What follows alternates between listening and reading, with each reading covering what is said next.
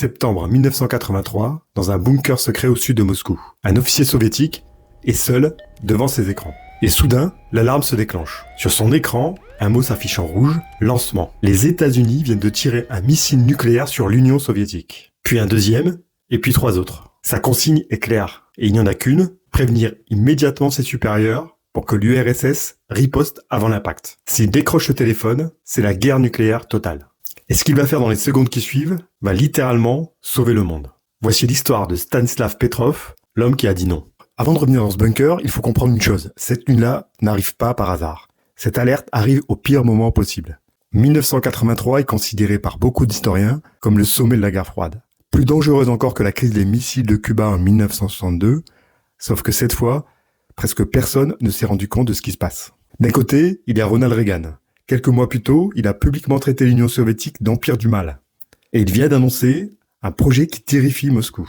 Un bouclier de défense spatiale nommé la guerre des étoiles, censé rendre les États-Unis intouchables par les missiles soviétiques. Et un pays qui se croit intouchable, c'est un pays qui pourrait être tenté de frapper en premier. De l'autre côté, justement, le Kremlin. À sa tête, Yuri Andropov, ancien patron du KGB, un homme malade, isolé et profondément paranoïaque. Andropov est persuadé d'une chose, l'Amérique prépare une attaque nucléaire surprise pour rayer l'URSS de la carte. Cette conviction est si forte qu'il va donner naissance à l'une des plus grandes opérations du renseignement de l'histoire, et c'est elle qui va sceller le destin de Petrov. Son nom de code, l'opération Ryan. En russe, l'acronyme de attaque par missile nucléaire. L'opération Ryan, c'est la paranoïa érigée en système. Concrètement, Andropov ordonne à tous les espions soviétiques du monde entier de chercher les signes d'une attaque imminente. On leur demande de surveiller tout, les lumières allumées tard le soir dans les ministères occidentaux, les stocks de sang dans les hôpitaux, les mouvements des hauts gradés. Le problème quand on cherche désespérément la preuve d'une attaque, c'est qu'on finit par les trouver. Les agents, sous pression, remontent ce que leurs chefs veulent entendre. La machine du renseignement soviétique s'auto-intoxique. Elle se convainc elle-même que la guerre est pour bientôt. Retenez bien ça, parce que ça veut dire qu'en septembre 83, les supérieurs de Petrov, ceux à qui il est censé téléphoner, sont déjà persuadés qu'une attaque américaine peut survenir à tout instant. S'ils leur annoncent des missiles, ils le croiront sans hésiter. Et comme si l'ambiance n'était pas assez explosive, 3 semaines avant notre histoire, l'irréparable se produit. Un Boeing de Korean Air, le vol 007, s'égare dans l'espace aérien soviétique. La défense aérienne le prend pour un avion espion et là-bas en plein vol. 269 civils meurent, dont un membre du Congrès américain. La tension atteint un point de non-retour. Et c'est dans ce monde-là, un monde qui ne demande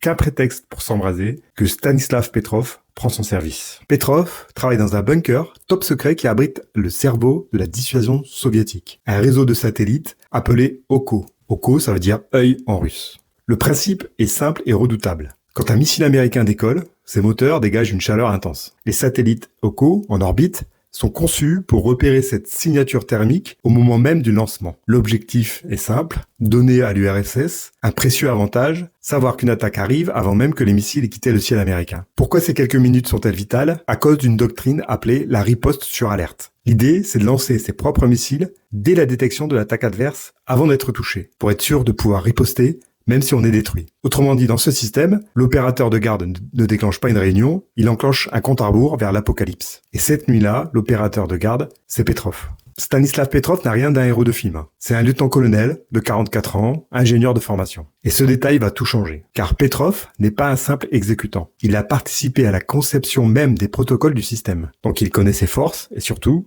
ses faiblesses. Il sait que cette technologie est neuve, qu'elle n'a jamais été confrontée à une vraie crise. Et qu'un ordinateur, aussi sophistiqué soit-il, peut se tromper. Ironie du sort, cette nuit-là, Petrov ne devait même pas être de service. Il remplace un collègue au pied levé. S'il avait été chez lui, un autre officier aurait été assis dans ce fauteuil à sa place. Un officier qui peut-être, voire sûrement, aurait suivi la procédure à la lettre. Mais cette nuit-là, c'est bien Petrov qui est là, et à minuit 14, son écran s'embrase. La sirène se déclenche, un son que personne ici n'a jamais entendu en conditions réelles. Sur l'écran géant, un seul mot clignote en lettres rouges.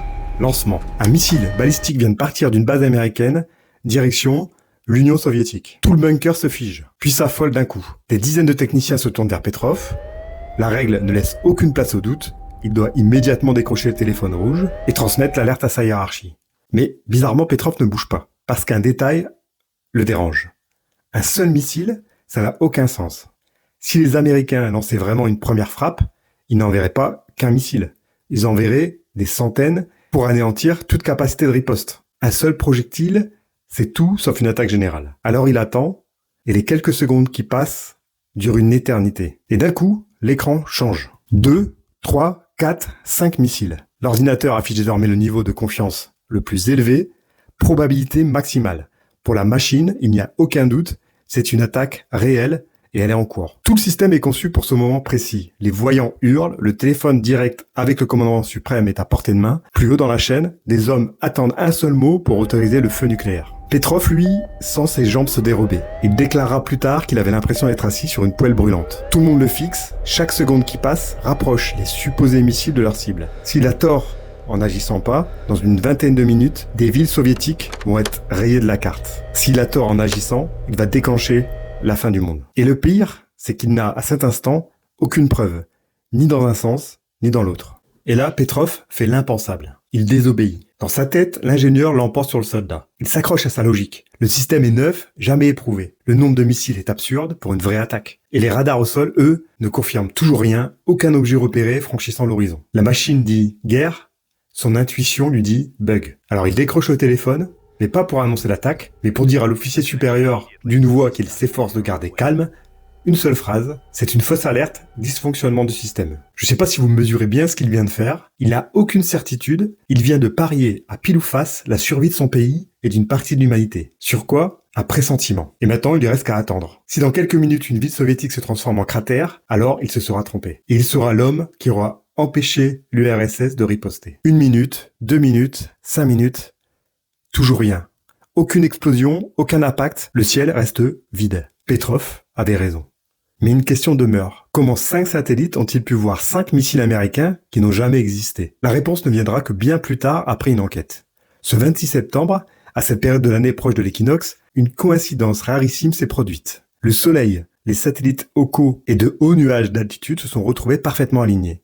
La lumière du Soleil s'est réfléchie sur ces nuages et les capteurs ont confondu ces reflets avec la chaleur de missiles en plein décollage. Voilà la vérité. Ce qui a failli déclencher la Troisième Guerre mondiale n'était pas une attaque, n'était même pas un missile. C'était un rayon de soleil sur un nuage. Entre ce rayon de soleil et l'anéantissement de la planète, il n'y avait qu'une seule chose, le doute d'un homme. Vous vous demandez peut-être maintenant, qu'est-il arrivé à Stanislav Petrov ? Une médaille, une promotion, une statue, un héros de l'Union soviétique ? Rien de tout ça, et c'est plutôt le contraire. Dans les heures qui suivent, ses supérieurs le félicitent à voix basse. Puis le vent tourne brutalement, car reconnaître officiellement le geste de Petrov, ce serait admettre une chose insupportable pour l'État, que le système d'alerte soviétique, fierté technologique payée à prix d'or, s'est lamentablement trompé. Et ça, c'est juste impossible. Alors on enterre l'affaire. Et au passage, on reproche même à Petrov un détail. Cette nuit-là, il n'a pas correctement rempli le journal de bord de l'incident. Lui, il répondra, des années plus tard, qu'il ne pouvait pas écrire et tenir le téléphone en même temps avec une seule main. Au lieu d'être décoré, il est interrogé par une commission, mis de côté, puis poussé vers la sortie. Peu après, il quitte l'armée, l'homme qui vient peut-être de sauver l'humanité retourne dans l'anonymat le plus complet et devient un ingénieur civil parmi des millions d'autres. Pendant près de 10 ans, personne ne saura ce qui s'est passé ce jour-là. L'affaire restera classée secrète. Ce n'est qu'après l'effondrement de l'URSS, à la fin des années 90, qu'un ancien général révèle l'histoire dans ses mémoires. Le monde découvre alors stupéfait qu'une nuit de 1983, il est passé tout près de la fin. Tardivement, la reconnaissance arrive. Petrov est reçu aux Nations Unies, il reçoit des distinctions internationales pour la paix. Un film documentaire lui est même consacré.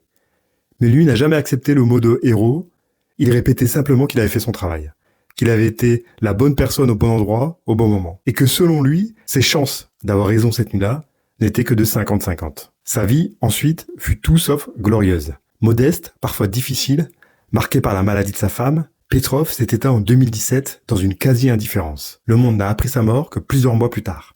On s'imagine toujours que le destin de l'humanité se joue dans les grands bureaux, dans les sommets. Mais ce 26 septembre 1983, il s'est joué ailleurs, dans un bunker mal éclairé, dans la tête d'un homme, seul, fatigué, qui a eu le courage de faire confiance à son jugement plutôt qu'à une machine qui hurlait le contraire. Toute la technologie du monde affichait guerre, un seul humain a répondu non. Et nous sommes tous encore là pour en parler, grâce à Petrov.